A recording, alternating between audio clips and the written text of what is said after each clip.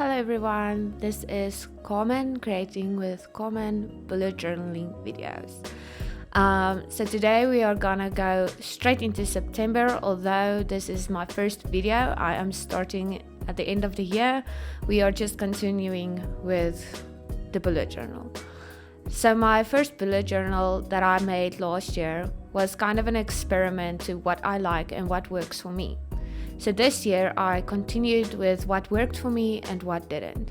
So I realized I do not have time to do all the trackers, all of the doodle pages and some other pages that are just too much work, too much doodling that I don't have time for. So my idea is to show you still a creative but easy way to keep your journal creative, fun, explosive, and still within a parameter of just simplicity.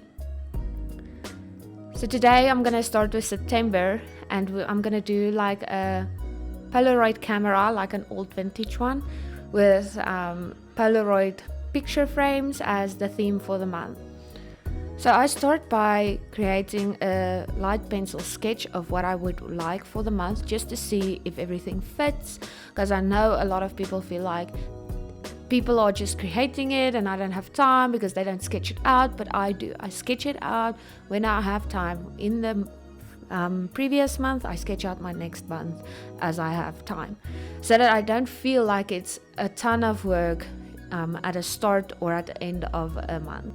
So what I did here was I drew everything in pencil. Then I started to go over with a black liner. I will link it in the bio below what I use as my tools. So what I also did with the lines, the colorful lines, I started drawing from the sides inwards because of the smudging between the colors. So I let the yellow dry and then I started with the green. Then I let the green dry and went back to the orange, so that the yellow and the orange wouldn't blend that much and like go into a smushy feeling, which is not nice. So I did some extra lines with the black marker and put in some shadows with a gray marker. The next thing I started doing was drawing out my letters. Now letters can be complicated because we think like everybody just draws them that nicely. What I will do is I will still sketch them out just to make sure it fits and just to make sure that this is what I truly want for the month. So I went back in with my colorful rainbow theme and I just went crazy with the colors, going from one to the other, and I blended it quite nicely, I think. But even though if you don't want it blended and you want it each letter in a different color, you can do that as well. So on the next page, I'm gonna start with my monthly calendar, which I will always try to do something that's still in the theme of the month, of which now is cameras and Polaroids. So what I did is make a big Polaroid and just filled in the days of the month as well as the dates and all of the colors with that.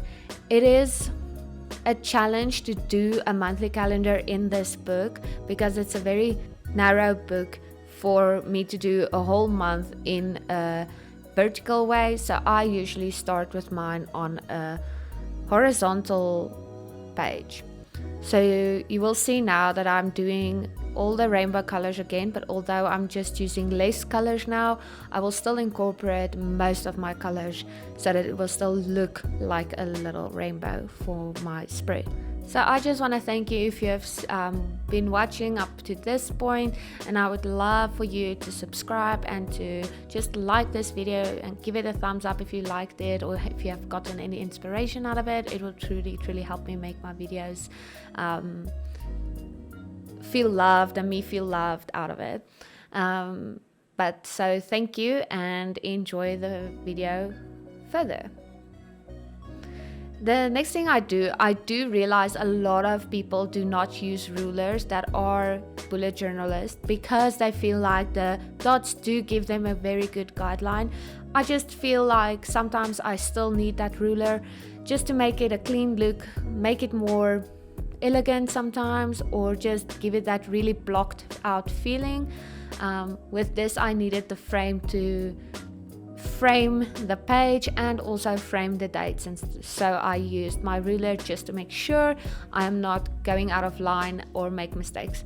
Although mistakes are fine and it's still part of the process, I will show you I do make mistakes. I won't show you just the perfectness of it, because bullet journaling is where you are right now in your creative style. So if you are still struggling to find a style, to find what works for you, you are gonna make mistakes. That's not wrong. Just move on the next month. See, notice, make a note that the previous thing that you did didn't work for you. That's what I learned in my first year of bullet journaling as well, is that although you're trying to be creative, there's not necessarily time, or there's not necessarily something that you can draw and you tried and now it's like a mess, and that is okay. Not everybody's gonna look at your journal. It's for you. It's for you to see how you are growing as an artist and to see where you are going and where you came from.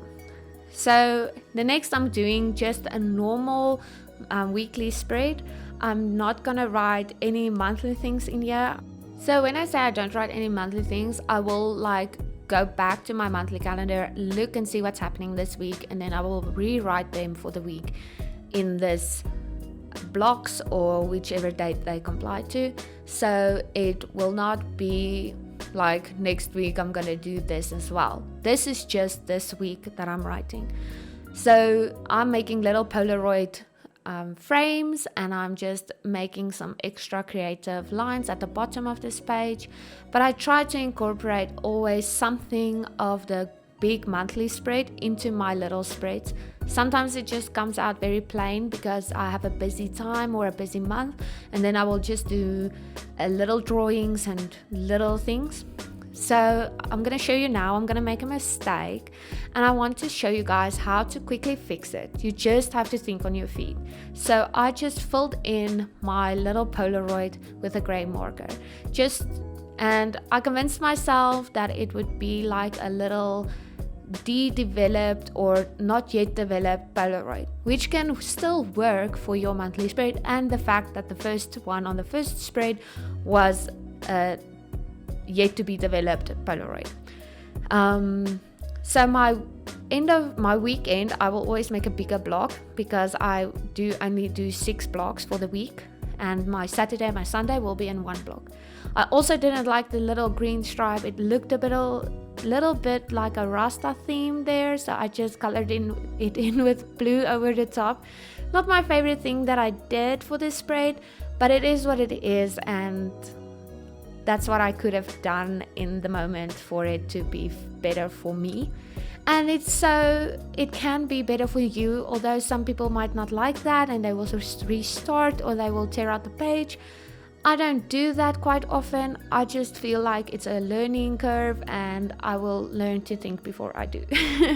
So I'm drawing a little new Polaroid camera. I think a lot of people have them. They're quite nice and quite cute.